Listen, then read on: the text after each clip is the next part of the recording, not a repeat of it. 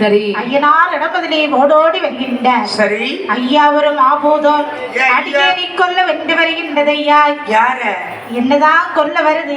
ஒண்ணு முதல்ல தீக்கணும். ஆமா, ஒன்ன தீர்த்துட்டா நான் சும்மா இருப்பேன், நிம்மதியா இருப்பேன். இப்படி இவன் முறையமிடுகிற போது உங்கள யார் யார தீர்த்தாலும் எங்களுக்கு ஜுவார் இல்லையா? ஆனா ஐயனார் என்ன சொல்ற பாருங்க, என்ன நமக்கு பூஜை செய்யக்கூடிய ஒரு பிராமணன் அல்லவா, இவரை கொல்வதற்காக பூதம் வருகிறது என்று நினைத்து தூண்டோதன் என்ற மாபூதத்தை விட்டு நீலனை கொல்லும்படி செய்தார். நீலன் இறந்தான். அந்த ஆவி வேம்ப மரத்தில் உறைந்திருக்கிறார். ஆமா, ஒரு வருஷம் ஆகுது இசைக்கம்மை புறப்பட்டு. சரி ஆடி மாதம் வருகிறது. அண்ணனை பார்ப்பதற்கு ஆயிலையால் இசைக்கம்மை. சரி இப்படி இருக்க பழகி ஊர்லே பழகி ஊரார்கள் நினைக்கின்றார்கள். என்ன என்ன தம்பி, கோவில் திருவிழா வருது, வருது, இலங்கு மதம் வைக்க வேண்டும். இலங்கன்னா என்ன?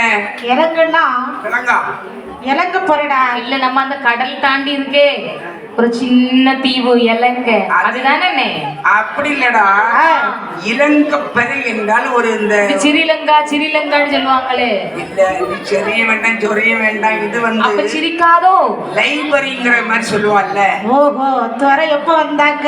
நம்மள மாதிரி பாட்டுக்காரங்களோ மேளக்காரங்களோ வந்து தங்குறதுக்கு ஒரு இட வசதி. ஓ, லைப்ரரி சொல்லுவா. ஆமா அந்த மாதிரி இடம் அமைப்பதற்காக சரி மரம் தேடி வருகிறார்கள். ஆஹா, வருகிற போது நீரில் உறைந்திருந்த வேம்ப மரம் என்று அறியாதவர்கள்.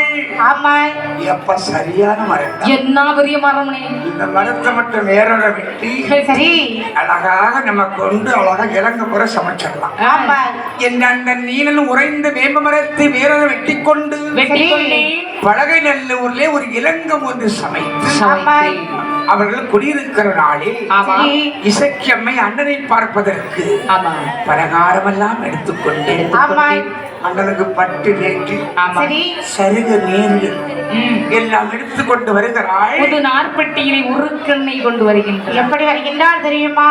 எப்படி? அண்ணனுக்கு ஏற்ற பண்டோ ஏற்ற பண்டோ ஏற்ற பண்டோ அண்ணனுக்கு ஏற்ற பண்டோ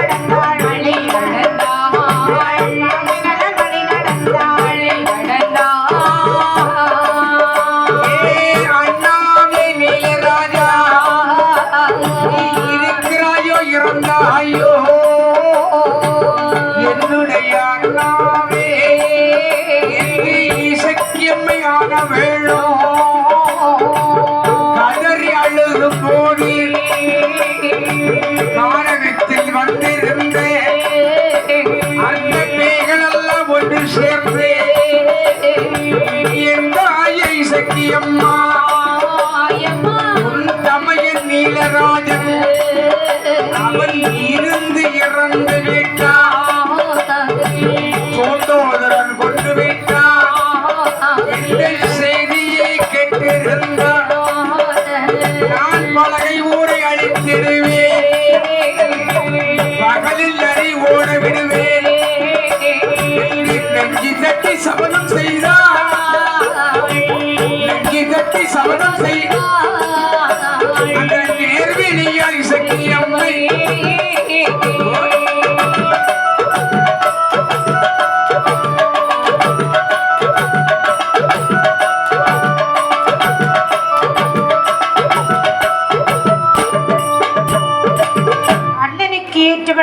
இளையால் தான் எடுத்து கானகத்திலே வருகின்றாள் தாயாகி இசக்கியம்மையானவள். அண்ணா அண்ணா என்று தேடி அலைகிற போது அங்குள்ள பிசாசுகள் எல்லாம் ஒன்று கூடி சொல்கின்றது, அம்மா என்னடா யாரை தேடிக்கொண்டு வருகின்றீர்கள்? என் அண்ணனை பார்க்க போறப்பா. உங்களுடைய அண்ணன் யார் அம்மா? நீலராஜன். உங்களுடைய அண்ணன் தான் நீலராஜனா? நீலராஜனோ? நீலராஜன் எத்தனை அடி நீளம் இருப்பாருமா? இல்லடா நீலராஜன். நீலராஜனா? ஏமா அது வேப்ப மரத்துல ஒரு ஆள் உட்கார்ந்து இருந்தாரே அவரா? ஆமாப்பா. ஐயோ இசக்கியம்மா, கொஞ்ச நாளைக்கு முன்னால வந்திருக்க கூடாது அம்மா. ஏன் எம்மா? நினைச்ச உடனே வர முடியாது அம்மா. இப்ப நீங்க ரொம்ப லேட்டா வந்துட்டீங்க. ஆண்டுக்கு ஒரு முறை வருவேன்னு தான் அண்ணன் சொல்றேன். சொல்லி போனீங்களோ? என் அண்ணன் எங்கே? அண்ணன் இல்லை அம்மா. எங்க போயிட்டாரு? அண்ணன் இறந்து விட்டாரம்மா. என்ன? ஆமா, என் அண்ணன் இறந்து விட்டார். என்ன செய்தியை கேட்டாள் இசக்கியம்மை. எப்படி இறந்தான் என்பதை கேட்டாள். சரி. பலகை ஊரவர்கள் அந்த வேம்ப மரத்தை அடித்தார்கள். சரி. தூண்டோதனால் கொல்லப்பட்டார் என்பதை உணர்ந்து செய்தியை உணர்ந்தவள், நான் பலகை ஊரை அழிப்பேன், ஆமா, பகலில் நரிவோட வைப்பேன். சரிதான். அப்படி இல்லை என்றால் நான் இசக்கி இல்லை. இந்த நெஞ்சு தட்டி சபதமிட்டாள் நெடுநீரி இசக்கியம்மை. தலைவிரி கோலமாக ஆமாம் அந்த முக்காட்டுக்குள் அமர்ந்திருக்கிற போது சரிதான். இது இந்த அம்மாவுக்கு ஒரு பலிகிட வேணுமா வேண்டாமா? வேணும். என முன் ஜென்மத்தில் இறக்கிற போது யாரு கொன்னது இவள? யாரே வேலவன் கொன்றான். அப்ப இவனுக்கு பலி வேணுமா? வேணும். அந்த வேலவனை எங்கே பிறவி செய்கிறார்கள்? விண்ணுலகம் அது சேர்ந்த வேதியனை பிரம்மா. விண்ணுலகம் அது சேர்ந்த வேதியனை பிரம்மா. இளவர் காவேரி பொம்மட்டு மண்ணுலகம் ஒரு நீலி வலிய திருவினையாய். மண்ணுலகம் அது சேர்ந்த வெனதூர் வழியாய். வலிய திருமானாக்கு மனைவி திருவயற்றில். வலிய திருமானாக்கு மனைவி திருவயற்றில். அதியதொரு மாணாக்கன் வயது திருவயற்றில். மனைவி மாணாக்கன் வயது திருவயற்றில். எண்ணமுடன் கற்பம் அது உருவாய் வளர. எண்ணமுடன் கற்பம் உருவாய் வளர. இவனருணமத்து மாதம் திகைத்து. அண்ணனிய மொழியார்க்கு இறைந்து வந்தாய். இந்த மாதம் ஒன்றா பிழைத்து அறிவினுடனே நொந்து வென்றெடுத்தாளே. அறிவினுடனே நொந்து வென்றெடுத்தாளே. அரியமுடன் மை நொந்து பெற்றெடுத்தாளே. அரியமுடன் மை நொந்து பெற்றெடுத்தாளே. காவேரி பூம்பட்டணத்தில் மாணாக்கன் செட்டியார் என்ற ஒரு குலம். செட்டி குலத்திலே பிறக்கின்றான். என பிராமண குலத்திலே பிறந்தவன் இந்த பிள்ளையை சும்மா இல்ல, இந்த பிள்ளை படுத்திருக்கு. ஆமா. யாரு? அந்த லட்சுமி உள்ள இருக்காங்க. ஆமா. அந்த பிள்ளைய சரி இடியுலம் கல்ல போட்டு கொண்டு விட்டாங்க. அம்மா அவள்தான் கொன்னவன் ஒன்ன கொன்ன. பொண்ணுக்கும் பொருளுக்கும் ஆசைப்பட்டு கொன்றானே மாபாவி. அப்படி கொன்ன பரவாயில்லையே, அதை தாண்டி கேட்ட அந்த பிள்ளை கொடுத்துரும். நல்ல இறக்கம் உள்ள பிள்ளை. ஆனால் பொன்பொருள் எல்லாம் அவள் மடியிலே படுத்திருக்கிற போது மெல்ல மண்ணை கூட்டி அந்த தலையை தூக்கி மண்ணுக்கு மேல வச்சு. ஆனாலும் இறக்கும் போது தலையனை வச்சு தானே கொண்டு இருக்கான். பாவம் இல்லையா? உறங்கும் போது எவனாவது எவனையாவது கொல்லுவானாடா? அதானே இந்த உலகத்துல இது மாதிரி வஞ்சகம் உண்டா? மண்ணை ஊத்திதான் தேவை. ராத்திரி உறங்கும் போது கதவை மூடி கொடு. ஆமா. அன்னைக்கு வேலவன் தலையணையே தலைக்கு வச்சுட்டு கொண்டான். இப்ப அவன் தலையணை எடுத்து முகத்தை அமுக்கி கொள்றான். அப்படிதானே? யாருக்கும் கதவை திறந்து போட்டு அதனாலதானே என் வீட்டுக்கார வீட்டுக்கே போகாம தெரியும். எவன் தீக்கான்னு தெரியாது. எவனும் தீர்க்க மாட்டான், அவன் ஒருத்தனை தான் தீர்ப்பான். இப்ப நிறைய பேர் துப்பாக்கி கொண்டு தெரியானா? ஆக இந்த இசக்கியம்மையுடைய பழி வாங்குவதற்காக வேண்டி செட்டியை மாய்த்த நீலி. ஆமா. இவள் வருகிற போது இவனை பழி வாங்குவதற்காக செட்டி குலத்திலே பிறக்கிறான். பெயர் வேலவன் என்ற பெயரோடு பிறக்கிறான். ஆமா. அப்போ ஒரு யாதவனை பார்க்கிற போது நீலி பழி இருப்பதாக ஜோதிடன் சொன்னான். ஆமா. எப்பா நீலிப்படி. ஆமா யாருக்கு? உன் பிள்ளைக்கு. சரி வியாபாரம் செய்வான், செட்டிக்குளத்துல பிறந்தாலும் உங்களுக்கு வணிக வியாபாரம் நல்லபடியா செய்வான். செய்வா ஆனா தெற்கு திசைக்கு மட்டும் விடாதுங்க. ஓஹோ, எதற்காக விடக்கூடாது? நீலிப்படி இருக்குது. நீலிப்படி என்றால் பழி முடிப்பதற்கு ஒரு வேண்மணி பத்திரம் தருகிறது. ஓஹோ, அதையும் எழுதி கொடுத்தான். பத்திரம் பத்திரமாக இருக்கும் வரை உன் பாலகனும் பத்திரமாக இருப்பான் என்று கையிலேயே கொடுத்தார்.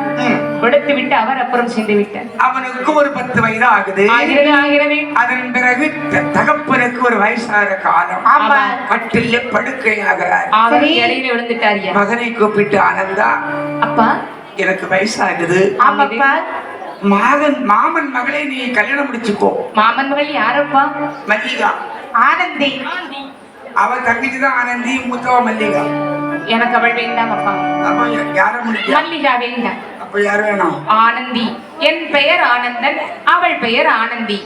ஆனந்தமான வாழ்க்கை. என் அவன் விருப்பப்படி ஆனந்தி என்ற பெண்ணை கல்யாணம் முடித்து சரி கணவன் மனைவி வாழ்ந்துகிட்டு இருக்கிறாங்க. சரி. தகப்பன் படுக்கையோட ஆயிட்டார். ஆமா. சில புத்திமதிகளை சொல்லிவிட்டு மகனே, எந்த திசைக்கு வியாபாரத்துக்கு போறாலும் போகாத. ஏனப்பா போக கூடாது? ரொம்ப மோசமான இடம்னா நீங்க சொன்னா சரிதான். வெள்ளிக்கிழமை ஆனால் பெண்கள்கிட்ட ரொம்ப பேசாத. நான் பெண்கள்கிட்ட பேசவே மாட்டேன். நீ அதிகமா பொம்பளைகிட்ட பேசிக்கிட்டு இருக்கீங்க, நிறைய பராதி வந்துகிட்டு இருக்கு. பொம்பளைகிட்ட தான் பேசுவாங்க. எங்க அப்படியா? ரெண்டு பேசுறா தப்பு இல்லை, எப்படியோ ஒரு பேசுறியா? கொடுக்கல் வாங்கல் வச்சிருக்கியா? நிறைய குழு கடை கிடக்காம உனக்கு. கொடுக்காதான வாங்குறதுக்கு அவ்வளவு குழு இல்லை. ஒன்னு தீர்த்து கொடுவாங்க உனக்கு. ஆகிய 30 குழுவுல எடுக்கணும். இப்படி சில புத்திமதிகளை சொல்லிவிட்டு இவ்வளவு இறக்கறதுல 1 கோடி ரூபாய் கொடுக்க வேண்டியதானே? கோடி கொடுப்போம். ஆமா. தகப்பனும் தாயும் இறந்தார்கள். அவர்களுக்குள்ள ஈமை கடனை முடித்து விட்டு இருக்கிற போது ஆனந்தி ஒரு நாள் சொன்னான், என்னங்க என்ன நீங்க வேலைக்கு போகாம வீட்டிலே இருக்கிறீங்க? எனக்கு எந்த வேலையும் செய்ய தெரியாது. ஏங்க உங்க அப்பா என்ன வேலை செஞ்சாங்க? எங்க அப்பனா? ஆமா தெரியலையே. அவரு எப்படி செஞ்சாரு, என்ன வேலை செஞ்சாருன்னு எனக்கு எங்க தெரியும்? என்னங்க உங்க அப்பா வியாபாரம் தானே செய்தார்கள்? வியாபாரம் செய்தாருன்னு சொல்லுவா. ஆமா. உங்க அப்பா என்ன வியாபாரம் பண்ணார்? ஆனா எனக்கு தெரியும், கசவு வியாபாரம். ஏன் மாமனார் என்ன வேலை செஞ்சாருன்னு எனக்கு தெரியாதாங்க? ஆனந்தி என்ன? ஆனா நீதான் ஒண்ணு. என்னது ஒண்ணு? நான் ஒண்ணுதான். எங்க அப்பா செய்த வியாபாரம் உனக்கு ஞாபகம் இருக்குதா? ஆமா. ஆனந்தி உங்க அப்பா வியாபாரம் செஞ்சுதானே நீங்க இந்த நிலைமையில நிக்கிறீங்க. ஆமா, அவர் அப்பவே வியாபாரத்துக்கு போயிட்டாரு. உனக்கு பொருள் வாங்க போறான். ஆமா, நான் என்ன வியாபாரத்துக்கு போறது? கசவு. கசவு விற்கிறதுக்கா? ஆமா. ஆனந்தி நமக்கு தான் நிறைய சொத்து சுகம் இருக்குது இல்ல? எவ்வளவு பொண்ணாக இருந்தாலும் செதுக்க செதுக்க குறைந்து கொண்டுதானே வரும். ஒன்ன செதுக்குனா ஒரு நாளும் குறையாது. என்ன செதுக்க எவனும் வரமாட்டான். இப்படி செதுக்குவேன்னு தெரிஞ்சுனா எங்க அப்பா போய் சேர்ந்துட்டாரு. பொண்ணை எவனோ செதுக்க போறான். ஆனந்தி நான் வியாபாரத்துக்கு போகணுமா? கண்டிப்பா போகணும். அப்படின்னா எனக்கு பின்முடிச்சு கட்டி போடு. பின்முடி. பின்முடியா? ஒண்ணு முன்முடி, ஒண்ணு பின்முடி. அது என்னது? சபரிமலைக்கு போகிற போது முன்முடி பின்முடி இருக்கா இல்லையா? அது இருமுடி. அது இருமுடிதான். ஓஹோ, முன்முடி பின்முடி. எனக்கு இப்ப புரிஞ்சுட்டு. முன்முடி வந்து சபரிமலை ஐயனுக்கு அந்த நெய் அபிஷேகத்துக்குள்ள பொருட்கள் எல்லாம் இருக்கும். பின்முடி இருக்கிறப்ப நமக்கு சாப்பிடறதுக்கு அவலு பலகாரம் இல்லது மாவு வகை எல்லாம் இருக்கு. எல்லாம் அதான் அந்த 2 முடியை கட்டி போடு. பசி தாங்க மாட்டாருக்கப்பா. ஆமாம்மா. சரி, இந்த பாருங்க, உனக்கே தெரியத்தான். உங்களுக்கு வியாபாரத்துக்குள்ள அத்தனை பொருளும் இந்த முடியில வச்சிருக்கேன். உங்களுக்கு சாப்பிடறதுக்குள்ள பொருள் எல்லாம் இந்த முடியில வச்சிருக்கேன். சரி, எடுத்துட்டு சீக்கிரமா கிளம்புங்க. நீ வா முடிய மட்டும் மாத்திரு. ஐயா, இந்த பாருங்க, ரொம்ப பேசுறேன், ரொம்ப பேசுறேன். என்னம்மா இப்படி பண்றீங்களேம்மா? வியாபாரம் செய்ய வேண்டுமே என்று எப்படி வருகின்றான் பாருங்கள். ஏலமிஞ்சி புஷ்பராகோ, ஏலமிஞ்சி புஷ்பராகோ, ஏலமிஞ்சி புஷ்பராகோ, இறங்கும் சந்தனை குரடு, இறங்கும் சந்தனை குரடு, ஏலமிஞ்சி புஷ்பராகம், ஏலமிஞ்சி புஷ்பராகோ, ஏலமிஞ்சி புஷ்பராகோ, இன்புடனே தான் எடுத்தான், இன்பமுடன் தான் எடுத்தான், தொடங்கியதோர் ஆனந்தனோ, தோளிலிட்ட மக்கரையோ வியாபாரம் செய்ய வென்று வியாபாரம் செய்ய வென்று மனிதர் வேலையிலே வியாபாரம் செய்ய வென்று வியாபாரம் செய்ய வென்று விரும்பி அந்த அழகுடனே வியாபாரம் செய்ய வேண்டுமே என்று ஏலம் இஞ்சி புஷ்பராகம் இப்போல மனமுள்ள எல்லா விஷயமும் நல்ல என்ன ராகம்னே தெரியாம எல்லா ராகத்தையும் எடுத்து வைக்கிறார் புஷ்பராகன்னா மனம் வீசக்கூடிய பொருள் ஓஹோ எல்லாம் எடுத்து வைக்கிறான் வலது காலை ஆமா வாசல் நடை தட்டுகிறார் ஆமா என்னங்க இந்தாங்க போயிட்டு வாங்க எங்க? வியாபாரத்துக்கு தான் எல்லாம் இருக்கா? எல்லாம் இருக்கு உங்களுக்கு வேண்டிய பொருள் எல்லாம் வச்சிருக்கேன் தோல்ல போடுங்க ஆனந்தி உங்க அழக நான் ஒருக்க பாக்கட்டுங்க ஏண்டி ஆனந்தி நீங்க எப்படி வியாபாரம் செய்வீங்க நான் ஒருக்க பார்த்துட்டு நீங்க போங்க அந்த திண்டு போவியோ ஆமா ஆனந்தி நீ நான் வியாபாரத்துக்கு போன பிறகு சரி நீ அனாச்சியமா வெளியே பேசிட்டு தெரியுறியா ஏ முத்து அவனை போட்டு நீ ஓட்டு எப்படி வியாபாரம் பாப்பீங்க சத்த போடுங்க பாப்போம் தோல்ல வச்சு எப்படி போடணுமா எனக்கு இது ஒரு பழக்கம் அதுக்குள்ள